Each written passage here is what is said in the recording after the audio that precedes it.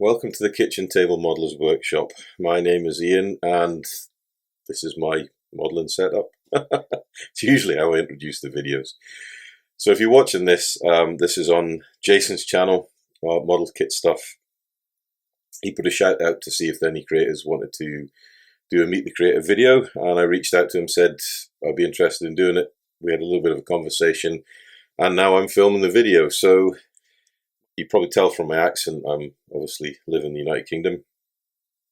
I actually live in the far north of Scotland, in a little group of islands called the Shetland Islands. So they're probably a couple hundred miles north of the north coast of Scotland, just as close to Norway as they are to the mainland of Scotland. And yeah, I'm probably one of the most northerly modelers in Britain, but that doesn't stop me.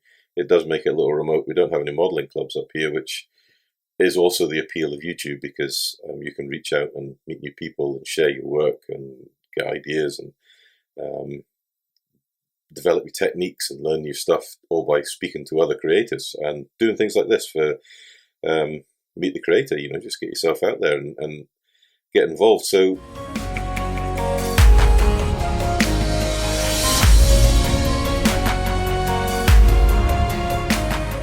modelling. Who got me into modelling? What got me into modelling? It's a simple question, and it's something I think is quite prevalent amongst the hobby. Is a family member got me into modelling, and specifically it was my father. Now, my dad was in the forces. He was an officer in the army. So I spent the first 13 years of my life moving from base to base.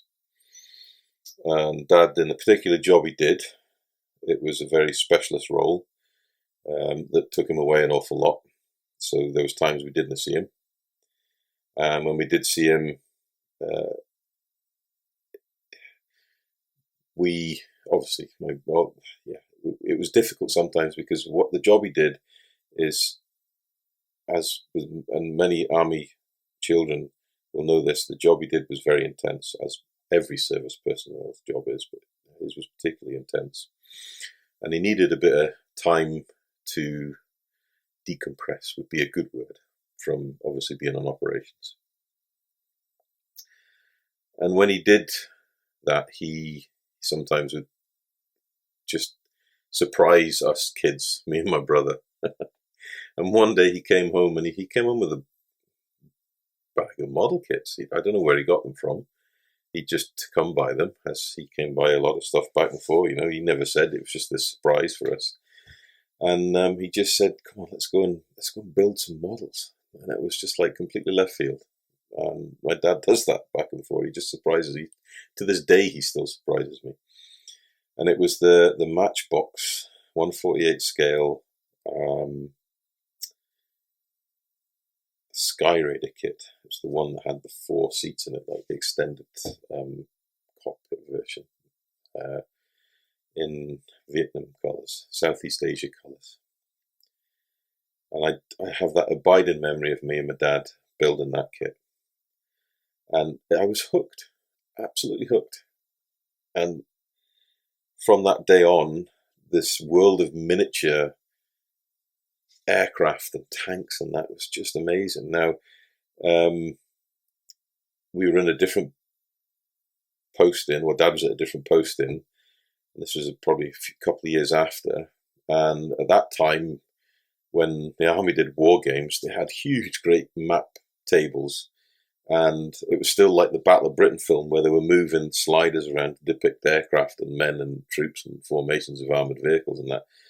And they used models. They used the little 1/72nd and 1/76 models from Matchbox. And Daddy came home with a load of them and said, "Boys, can you build this for the map table?" So we spent a summer building models for the wargaming table. So that was a real formative time, and it was just that whole mystique of getting into these places when you're a kid and being around the military and being exposed to stuff that not many ordinary folks saw. just captured my imagination, and recreating that in miniature and having that in your hand and knowing what it did and what its role was and how effective it was, yeah, fired me up. And I built models right up until I probably went away to uni. And then obviously uni happened, and work and family. But I was still keen on it. I still had them. I never got rid of my stash. And every now and again I would look at them, and as I moved around, my stash would move with me. And I remember when I had left uni and gotten a job, the first paycheck I wanted to build a model, and I bought this battleship with my first paycheck, and it was £50. That was back in the early 90s. That was a bit of cash for a young lad. £50 on a model kit. My old pals thought I was crazy. I was like, no, this is something. This is my dream model kit. And the reason I wanted a battleship is when we were in, Dad was posted to RAF Akrotiri, and we were one of the few army families that were on the airbase there. And they had a tailor shop on the airbase. And in that shop, the tailor, he built models. But he had the Tamiya 132nd F-16, and he had the 1/350th scale. It was one of the American battleships, probably New Jersey maybe. And I'm not sure if he didn't have the Tamiya F-14 as well. But they were brand new kits in those days. And I was absolutely enthralled, and I loved going with Dad when he was picking up a piece of uniform or whatever it had tailors, just so I could go and see these models.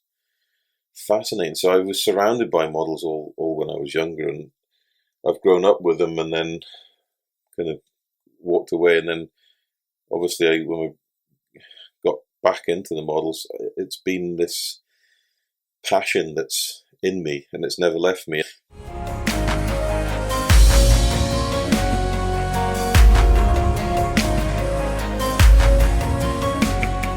I, as a modeler, build all the genres, and you'll see this from the table here.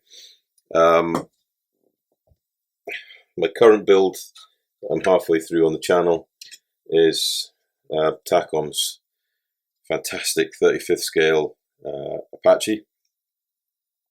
Fantastic bar, the decals, they're blooming awful, but never mind. I love armour. So this is my most recent completed armour build. This is the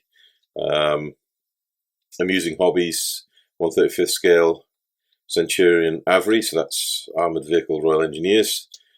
This is circa 1991, First Gulf War paint scheme with a little bit of added stowage and aerial recognition panel on the back of the turret. So that's my armour builds. I've got quite a lot of armour builds. And I'll do anything from Second World War to modern day, but I have a bit of a passion for armour builds that have engineering attachments, because it makes it a little bit more different. Anyone can build a tank, but building a tank with a mine plough or a mine roller or whatnot on it adds more interest. I love Games Workshop, the old Warhammer 40,000 universe. I don't play it, and I don't have any of the miniatures. I just really, really like the Imperial Knights. So this is one I built quite a few years ago.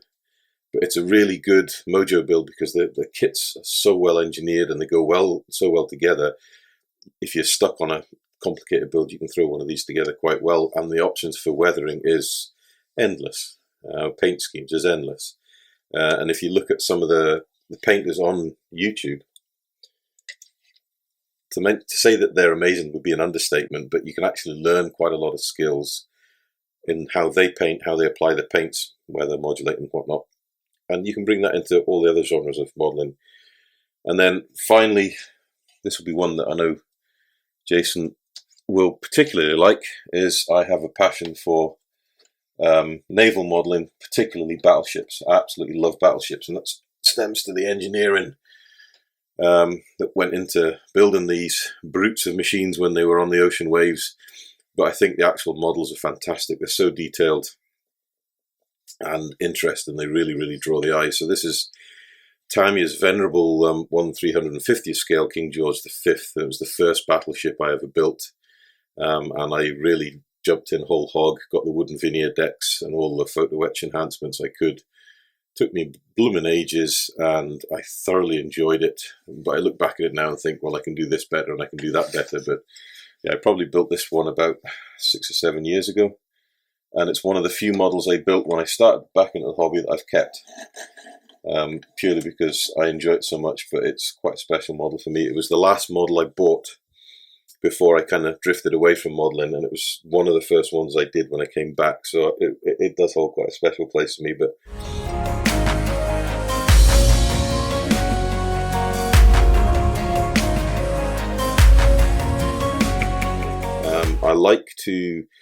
I love detail in the models. I don't know if I have the full patience for like super detailing. I did, like this one here had all the photo etch, went down the wormhole with that.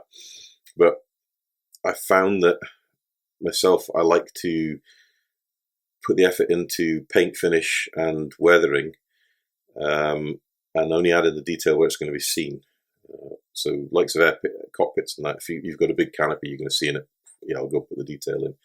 But I'm choosy and fussy how I put the detail in, just for the effort it goes in. It's a lot of it's time. I don't have a huge amount of time, so I think I enjoy the paint and weather and finish of the model as much as I enjoy building it. So I kind of limit myself on how much detail goes in. But the favourite thing about the hobby in general is just the release from everyday stresses and strains. It's my zen place. So when I'm building a model, I'll forget about all the nonsense that's going on, and just throw myself into it. And I get more out than I put in, if that makes sense. I get the piece and the inner piece I get from doing this is as valuable as actually completing the kit. You could half build a kit and leave it. If I've had that bit of stress relief, then it's worth it. The variety in the hobby is something that I really, really like, especially today, and you'll see that in some of my reviews. The standard of tooling is phenomenal nowadays, and they're always pushing that envelope and pushing it forward and increasing the tooling. The variety of kits available is astonishing. The genres, and that's growing as well. And model companies are looking back as well as forward, so that they're they're not re-investigating, but they're really throwing that scope of possibilities, into the First World War, interwar periods, Cold War periods, and if you look across the spectrum of modelling companies, you've got Tamiya's, your Meng, Trumpeter, Hobby Boss, Revell. There's something for everyone, and I think that's what's really, really good about modelling, is that if you get stuck or bogged down in one particular genre, you can just go and choose something else. So, what do I love about the hobby? I think the breadth of subject matter that's available, and that's only increasing. For a lot of my youth, up until I left the hobby, then it was very centered on World War II German armour and Cold War armour, German aircraft, obviously the Axis aircraft, the Allied aircraft, and it's quite centered on that. Especially if you look to, say, for example, the Tamiya, you bought the Tamiya catalogue, there'll be loads and loads and loads of German, a smattering of Allied stuff, and it would be a similar balance in the aircraft, and then obviously the battleships. Now, if you look at it today, it's the breadth of modelling has increased so much. There's been more focus put on a wider arch of modelling. So, for example, if you're interested in British military vehicles, Cold War, that subject matter has exploded over the last 10 years. There's loads and loads of companies doing stuff. The variety and flavour of kits representing a wider echelon of aircraft used, not only in the Second War, but now the First War, the post-war and Cold War, and up to the modern era. There's really a huge plethora of subjects to model. If you look at the ship modeling, for example, the subject matter is increased dramatically, and the quality, oh goodness me, the quality, and I speak about that in a lot of my reviews. The quality of tooling nowadays is phenomenal compared to what it was 10 years ago. You look back to the 90s, the early 90s, when you had things like the Tamiya Mustang, the Tamiya Beaufighter, and the Tamiya P-47 Thunderbolt.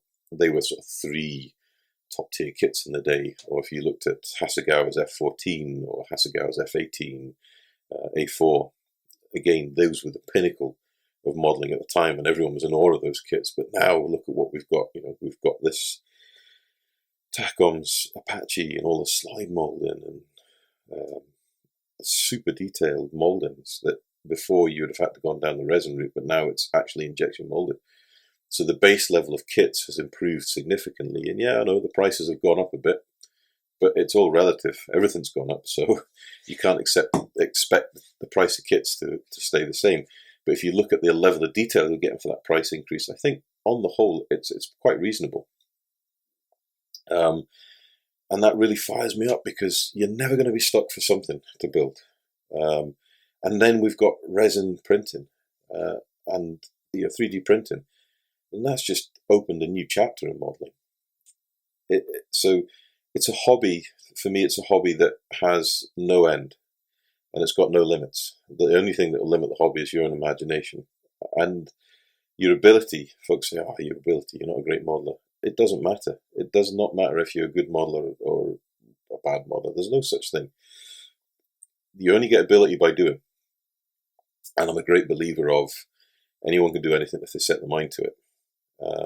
You can super detail a model if you wanted to, or you could just build it plain straight out of the box.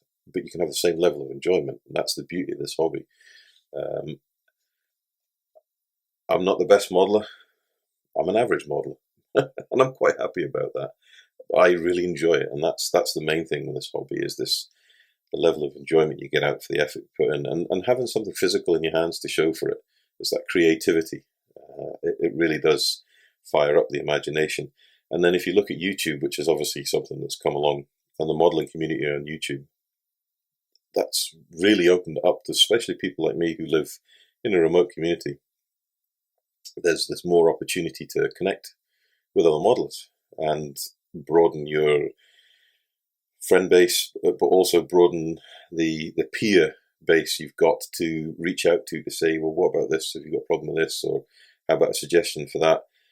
And all that can do is serve to improve your modelling and increase the enjoyment you have in the hobby. So it's a fantastic hobby, and it's a shame we can't get more people into it, but we can only do that ourselves. And we can only do that by enthusiasm and reaching out and encouraging people, and sharing your experience and your skill.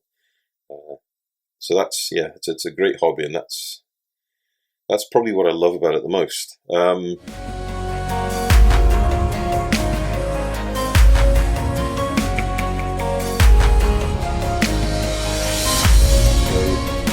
My channel is basically what it started off as in the name. When I got back into the hobby quite a number of years ago after a long break, started out on my kitchen table. A few paints, old airbrush, compressor, and away I go.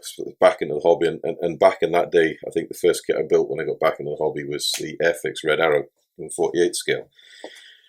And it was quite funny how I got back into the hobby, because I did a bit of flooring work for my late brother-in-law, and he wanted to pay me, and I didn't want to be paid because it's family. You help family out, and he had a little airbrush compressor that he wasn't using, and an old airbrush, and he said, "Well, can I give you this? I know you were interested in modelling."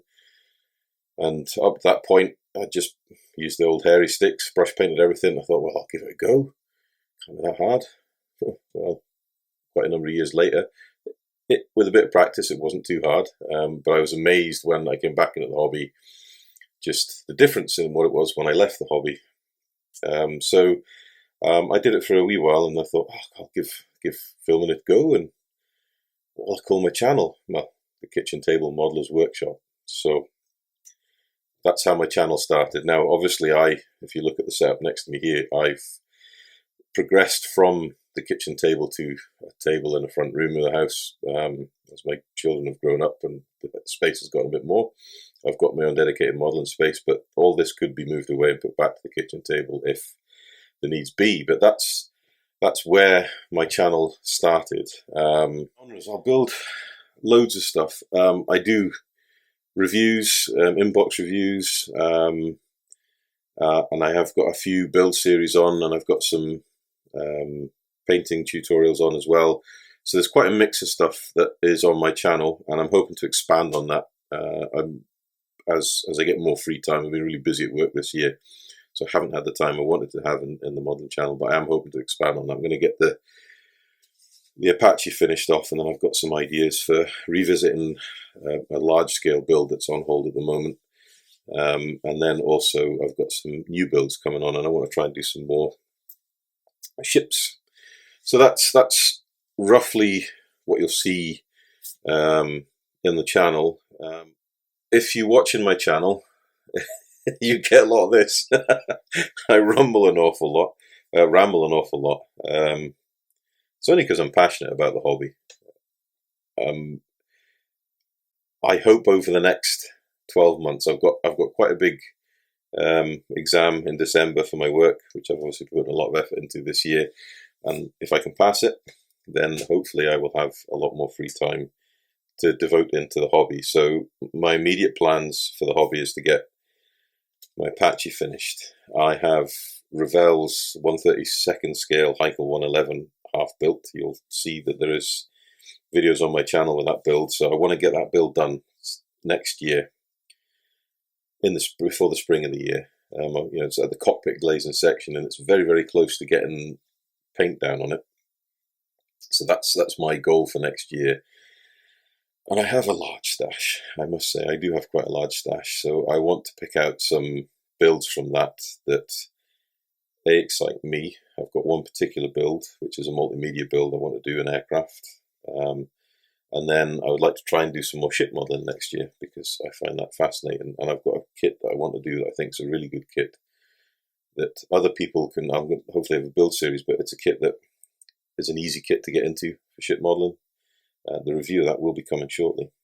So, obviously I'm still quite a small channel. I'm just coming up to the 1,400 subscribers, or maybe just a little bit over that.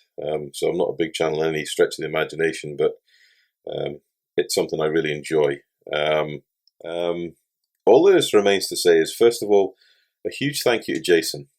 Thank you for letting me put this together, and reaching out and asking for me to take the jump and make a Meet the Creator. And thanks just for giving the community that opportunity to get themselves out there. I just want to say thank you to everyone that's watched. If you've watched me rambling this far, appreciate that. As always, if you like what you're hearing, please feel free to subscribe. I'll be very grateful. And obviously, if you haven't subscribed to Jason's channel, subscribe as well, because I know he will as well. He's a cracking guy. If you have any questions, jump on over to the Kitchen Table Modelers channel. Fire them in there in the comments on any of my videos. I always read the questions, and I always am grateful for people that take time to put questions to me, and I will try and give you my best honest answer back. So please feel free to give me a shout, and I will get back to you. And yeah, just thank you very much, and hopefully we'll be seeing you again soon in the future.